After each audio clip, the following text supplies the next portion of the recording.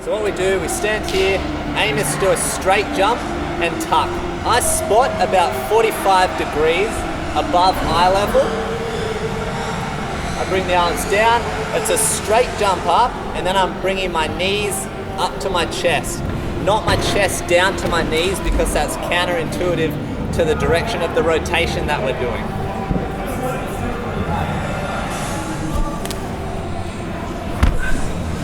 So James is just going to do a few and I'm going to critique him along the way. Let's just try get a little bit more extension as we go up, yeah? Right.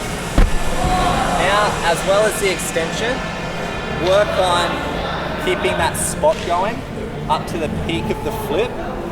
What a lot of people tend to do is, as they're going into it, their head starts to preempt the tuck and they start to look back, and that takes away height from the flip. You want to ideally be spotting up to the very peak. So we're moving on to that second part of the tuck, which is he's gone up, he's reached the peak of the jump, he's initiated the tuck, and now I want to get him used to the rotation. We're getting James on here, laying flat on his back. His shoulders are slightly over the block. Then he brings his arms up by his sides. So I just put my hand here and I want him to throw his butt over his head and hold a nice tight tuck.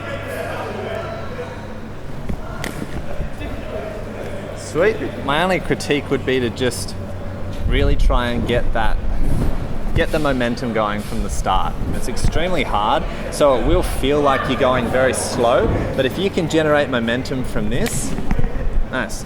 If you can generate momentum from that, you're gonna have no trouble getting it when you're actually going for a back tuck on the tramp or on the ground, which is our goal. Before you do this one critique I'd have, which to keep in mind for you guys at home as well, is to just make sure that you keep your chin tucked to your chest. Just like when you're doing the initial stage, when you're doing that straight tuck and you're not spotting and you're throwing your head, it'll turn into a whip eventually when you do the back tuck and kill your height. Oh, très bien. Très bien. Now what we're doing is combining it together on the trampoline. I'm here to spot you if you are feeling still a little bit uncomfortable doing it. But the idea is now you combine it together. You get that nice big extension and then initiate the tuck at the top and break it. Nice. So he's caught my hand. Ideally you'll have a coach there working with you, and what the coach will do is they'll have a hand on your lower back, and when you go up, they'll keep it there firm so that you can, even if you were to drop because you hesitated with your technique, you'll still maintain that height, and then the other hand will flick the legs over. So as you can see, I'm doing less and less as we go until it actually looks like you're all ready to do it on your own. So go now, I'll be here.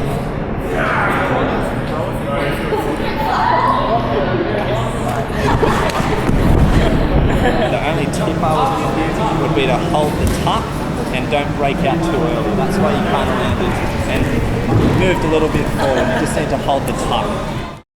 Now we're putting it all together on the floor so it happens more intensely. It happens quicker. You can combine all that technique just like that. Just like with the tramp, I'm here to spot significantly for the first one, so he just understands how much spring is in the floor and he can adapt to that, and we'll go from there. Oh, what? Yeah, that was huge.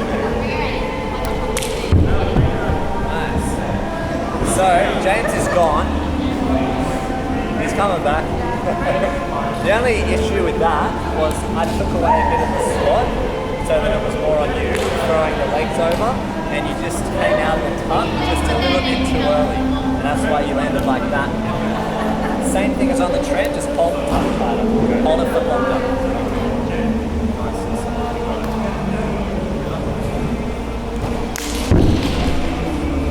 Nice. Oh! His first one on his own. Far out. That was awesome. We got it. I actually had like doubts somewhere in my mind that we wouldn't get it, but that was actually really good. that was really good, man. I would say just practice a few more, but you got it. You got your first back tuck on the ground, on your own, no help from me. Awesome job.